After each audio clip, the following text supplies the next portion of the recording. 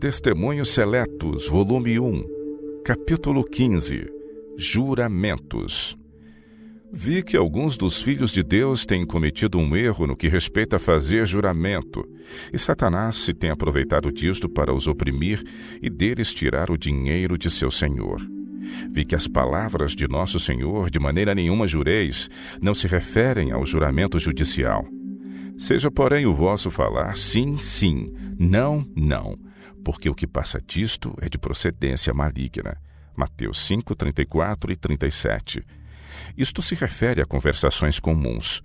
Alguns exageram em sua linguagem, outros juram pela própria vida, outros pela sua cabeça, tão certo como eles viverem, tão certo como terem cabeça. Uns tomam o céu e a terra como testemunhas de que tais coisas são assim.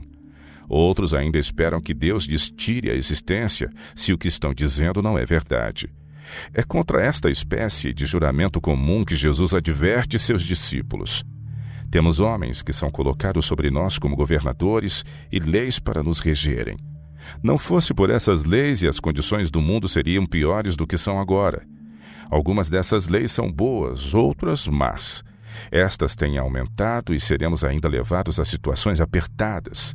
Mas Deus susterá o seu povo para ser firme e viver à altura dos princípios de sua palavra. Quando as leis dos homens se chocam com a palavra e a lei de Deus, cumpre-nos obedecer a estas, sejam quais forem as consequências. Há a lei de nossa terra que exige entregarmos um escravo a seu senhor.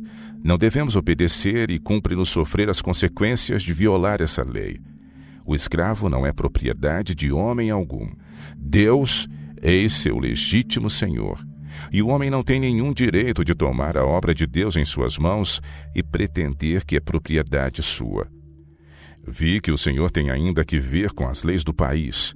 Enquanto Jesus está no santuário, o refreador Espírito de Deus é sentido por governantes e pelo povo. Mas Satanás domina em grande parte a massa do mundo e não fossem as leis do país, experimentaríamos muito sofrimento.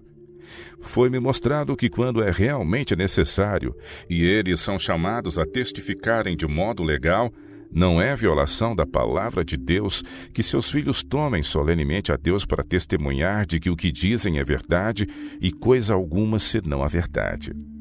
O homem é tão corrupto que são feitas leis para lhe lançarem a responsabilidade sobre a cabeça. Alguns homens não temem mentir a seus semelhantes, mas foram ensinados, e o refreador Espírito de Deus os impressionou, no sentido de ser coisa terrível mentir a Deus. O caso de Ananias e Safira, sua esposa, é-nos dado como exemplo. A questão é levada do homem para Deus, de maneira que se alguém der falso testemunho, não faz para o homem, mas para o grande Deus, que lê o coração e conhece em todos os casos a exata verdade. Nossas leis consideram grave crime o juramento falso. Deus muitas vezes fez cair juízo sobre o que jura falsamente, e ainda quando o juramento estava em seus lábios, o anjo destruidor o abateu.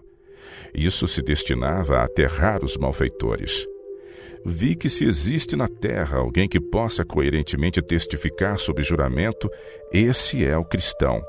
Ele vive à luz do semblante de Deus. Ele se fortalece em sua força.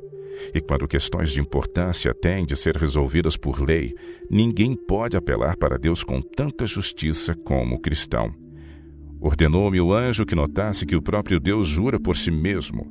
Gênesis 22, 16, Hebreus 6, 13 e 17. Jurou ele a Abraão, Gênesis 26, verso 3, e Isaque, Salmo 105, verso 9 e Jeremias 11, verso 5, e a Davi, Salmo 132, verso 11, Atos 2, verso 30. Deus requeria dos filhos de Israel um juramento entre homem e homem. Êxodo 22, 10 e 11. Jesus submeteu-se ao juramento na hora de seu julgamento.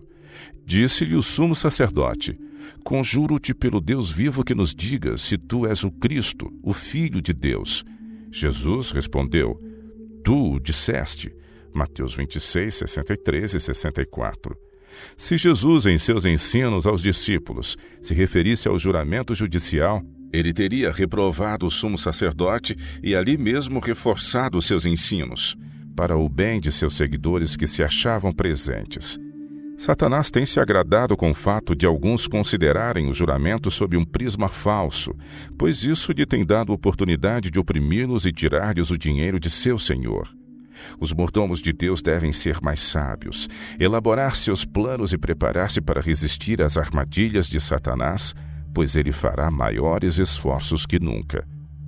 Vi que alguns têm preconceitos contra nossos governantes e contra as leis, mas se não fossem as leis, este mundo estaria em condição terrível. Deus refreia nossos governantes, pois o coração de todos está em suas mãos. Estabelecem-se limites para além dos quais não podem ir. Muitos dos governantes pertencem ao número dos dirigidos por Satanás, mas vi que Deus tem os seus agentes, mesmo entre os governantes. E alguns deles se converterão ainda à verdade. Estão agora desempenhando a parte que Deus deseja que desempenhem. Quando Satanás opera por meio de seus agentes, fazem-se propostas que, se executadas, impediriam a obra de Deus e produziriam grande mal. Os anjos bons operam nesses agentes de Deus para que se oponham a essas propostas com razões fortes, às quais não podem resistir os agentes de Satanás. Uns poucos dos agentes de Deus terão poder para derribar grande massa de males. Assim, a obra prosseguirá até que a terceira mensagem tenha realizado sua obra. E por ocasião do alto clamor do terceiro anjo, esses agentes terão oportunidade de receber a verdade e alguns deles se converterão e atravessarão com os santos o tempo de angústia. Quando Jesus deixar o Santíssimo, seu espírito refreador será retirado dos governantes e do povo. Serão deixados ao controle dos anjos maus. Então serão feitas por conselho e direção de Satanás leis que, se não fosse muito breve o tempo, nenhuma carne se salvaria.